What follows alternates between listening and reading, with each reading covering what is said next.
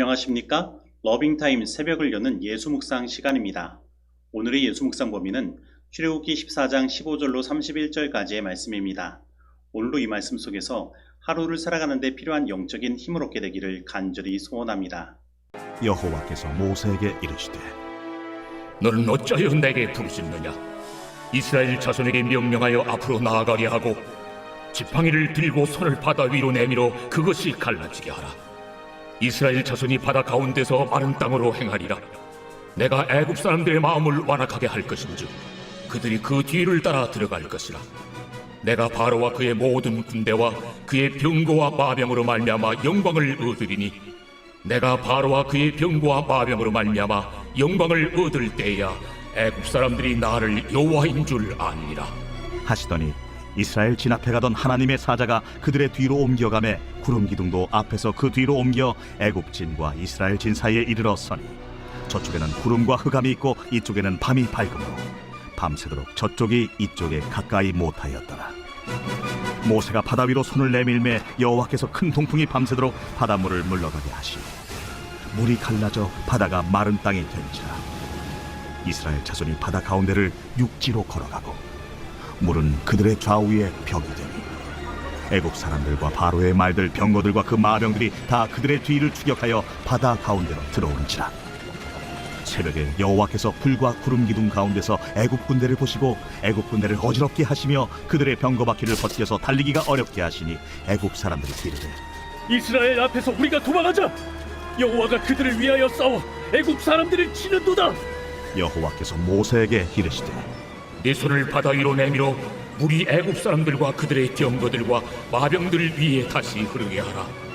모세가 곧 손을 바다 위로 내밀매 새벽이 되어 바다의 힘이 회복되니라.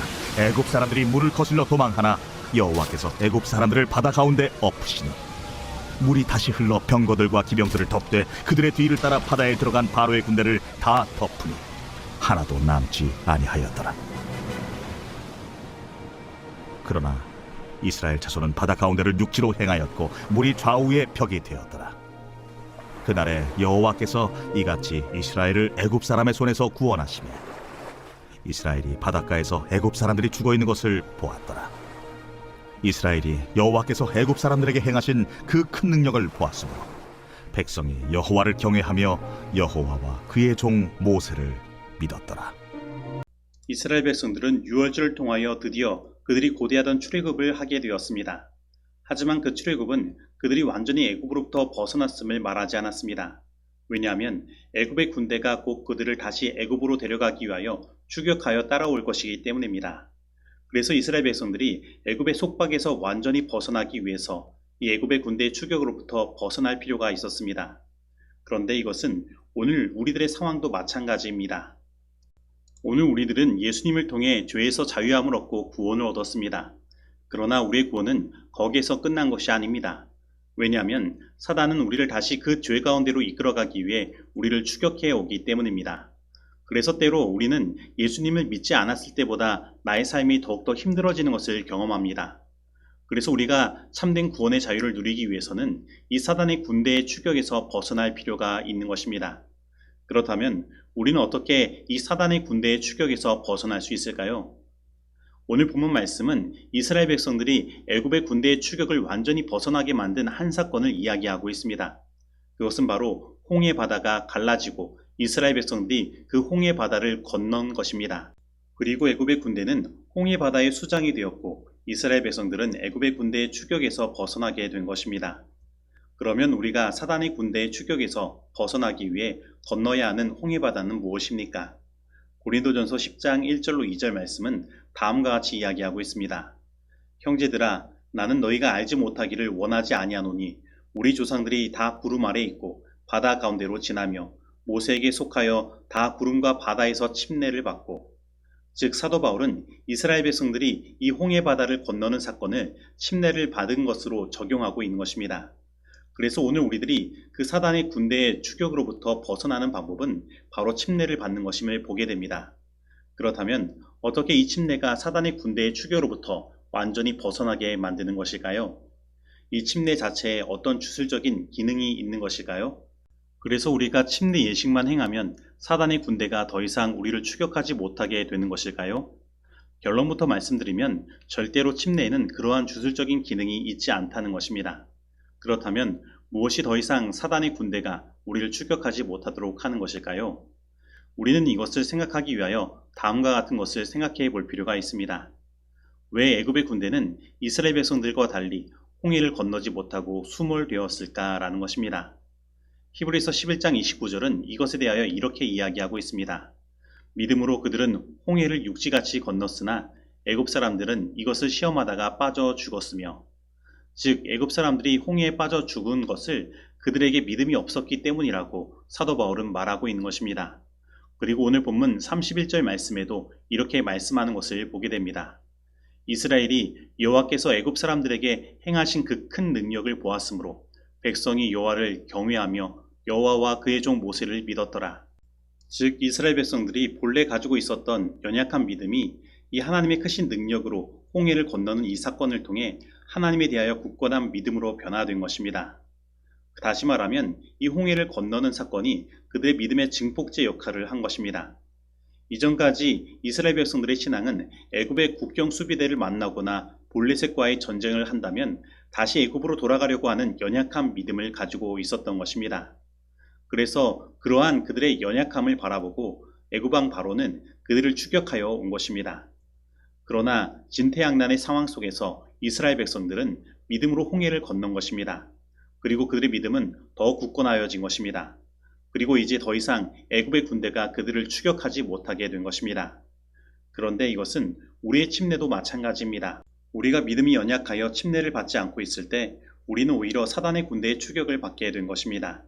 그러나 우리가 믿음으로 물속에 잠기는 침례를 경험하면 그 믿음의 경험과 선택은 우리를 하나님에 대한 더욱 굳건한 믿음으로 인도하는 것입니다. 그리고 그 하나님에 대한 굳건한 믿음은 우리로 하여금 사단의 추격에서 벗어나게 하는 것입니다. 그리고 이것은 이와 같은 원리로 설명할 수 있습니다. 우리나라는 북한과 휴전 상태에 있습니다. 하지만 그 휴전선 경계 인근에는 간혹 북한군의 작은 국지적인 도발을 경험하는 것입니다. 그러나 우리가 그 경계가 아니라 이 나라 중심으로 들어온다면 우리는 그러한 긴박한 북한과의 대치 상황을 경험하지 않게 되는 것입니다. 즉, 오늘 우리가 사단의 군대의 추격을 받고 수많은 유혹을 받는 이유는 우리가 아직 믿음이 연약하여 사단과 하나님 사이의 경계 속에서 생활하고 있기 때문입니다. 그러나 우리가 오히려 하나님에 대한 믿음을 가지고 우리 앞에 홍해로 나아간다면 우리는 하나님의 그 크신 능력을 경험하고 하나님께 대한 더욱 굳건한 믿음을 선물로 얻게 될 것이라는 것입니다. 그러므로 오늘 우리 앞에 놓인 홍해 바다를 하나님에 대한 믿음을 가지고 건너가게 되기를 바랍니다. 우리 앞에 놓인 홍해는 우리가 아직 침례를 받지 않았다면 침례를 받는 일일 수 있습니다. 그리고 우리가 침례를 받은 자라면 우리 앞에 놓인 홍해는 우리가 믿음을 활용하여 나아가야 하는 그 어떠한 것들이 되는 것입니다. 그러므로 오늘 믿음의 갈등 가운데 믿음의 경계선에 서 있다면 하나님에 대한 믿음을 가지고 더 깊숙이 홍해의 마른 땅으로 들어가며 그 홍해를 건너보게 되기를 바랍니다. 그러면 우리가 지금 느끼고 있는 그 어떠한 믿음의 시험도 우리는 이기고 사단의 군대의 추격에서 벗어나며 더 굳건한 믿음을 선물로 얻게 될 것입니다. 하나님의 인도하시는 손길이 미치고 있음을 느끼려고 노력하는 모든 사람들에게 가장 큰 낙담의 순간은 바로 하나님의 도움이 가장 가까이에 있는 때이다. 그들은 저희의 길의 어두운 부분을 감사함으로 돌아볼 것이다. 주께서 경건한 자는 시험에서 어떻게 건지실 줄을 아신다. 모든 시험과 시련을 통하여 그들을 더욱 굳건한 믿음과 더욱 풍성한 사람으로 만들어내실 것이다. 시대의 소망 528페이지의 말씀입니다. 이제 적용하는 시간입니다. 오늘 나는 나의 믿음의 연약함으로 인해 믿음의 경계선에서 사단의 군대의 추격을 당하여 다시 죄 가운데로 끌려가는 경험을 하고 있지는 않습니까?